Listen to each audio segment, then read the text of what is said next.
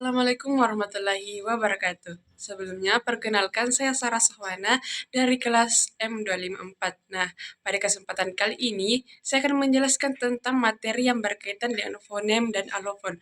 Untuk penjelasan lebih lanjut, tonton video ini sampai habis. Pertama, kita akan membahas tentang fonem. Seperti yang kita ketahui bahwa kata terbentuk dari gabungan fonem dan morfem dalam bahasa. Menurut Kamus Besar Bahasa Indonesia, fonem adalah satuan bunyi terkecil yang mampu menunjukkan kontraks makna.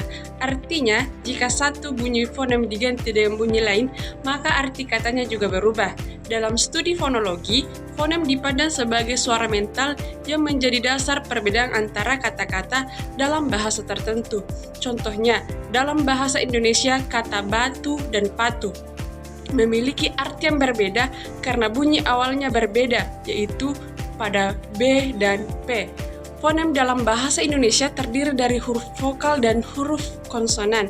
Lamban dari fonem terletak di antara dua garis miring. Nah, jenis-jenis fonem dibagi menjadi dua jenis, yaitu vokal dan konsonan. Yang pertama, ada fonem vokal. Fonem vokal adalah bunyi huruf hidup yang dapat membedakan arti kata. Dalam bahasa Indonesia, fonem vokal terdiri dari A, I, U, E, O. Contoh katanya seperti kali, kuli, dari, diri, sapu, sapi. Jika satu vokal diganti, maka arti kata bisa berubah.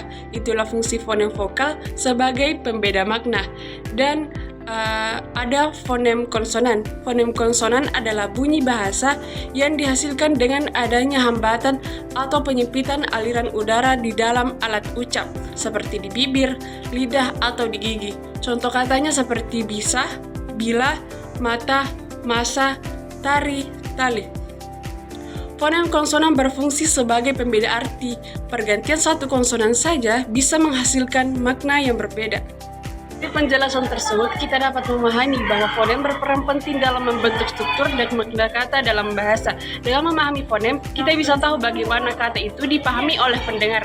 Jika kita mengganti satu bunyi dalam kata, itu bisa mengubah artinya dengan drastis. Selanjutnya, kita akan membahas tentang alofon. Apa itu alofon? Jadi, alofon adalah variasi bunyi dari satu fonem yang tidak mengubah makna kata. Artinya, meskipun bunyinya sedikit berbeda, perbedaan itu tidak menyebabkan arti kata berubah.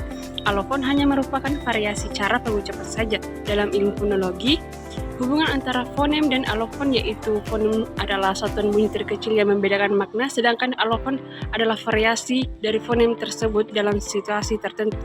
Biasanya, alofon ditulis dalam tanda kurung siku, sedangkan fonem ditulis di antara dua garis miring. Nah, alofon juga dibagi menjadi dua jenis. Yang pertama, ada alofon bebas. Alofon bebas adalah variasi bunyi dari satu fonem yang bisa saling menggantikan tanpa mengubah makna kata dan tanpa terikat aturan posisi tertentu.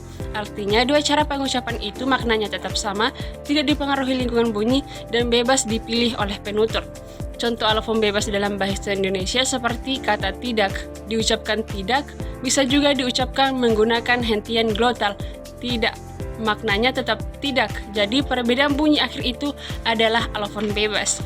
Mengapa disebut alofon bebas? Karena tidak ada aturan wajib yang harus muncul di posisi tertentu. Penutur bisa memilih salah satu variasi tanpa memengaruhi arti. Dan yang kedua ada alofon kombinatoris. Jadi alofon kombinatoris adalah variasi bunyi yang muncul karena posisinya atau bunyi di sekitarnya. Bunyinya berbeda, tetapi artinya tetap sama, dan variasi itu tidak bisa ditukar sembarangan. Contohnya bunyi K. Di awal kata ada bunyi K, terdengar jelas. Contohnya kaki. Di akhir kata ada bunyi K, sering terdengar seperti tertahan. Contohnya tidak, terdengar tidak. Kenapa berbeda? Karena posisinya berbeda awal dan akhir kata. Dari penjelasan kedua materi tadi, kita dapat menyimpulkan bahwa fonem adalah bunyi yang membedakan makna, sedangkan alofon adalah variasi bunyi dari fonem yang sama dan tidak mengubah arti.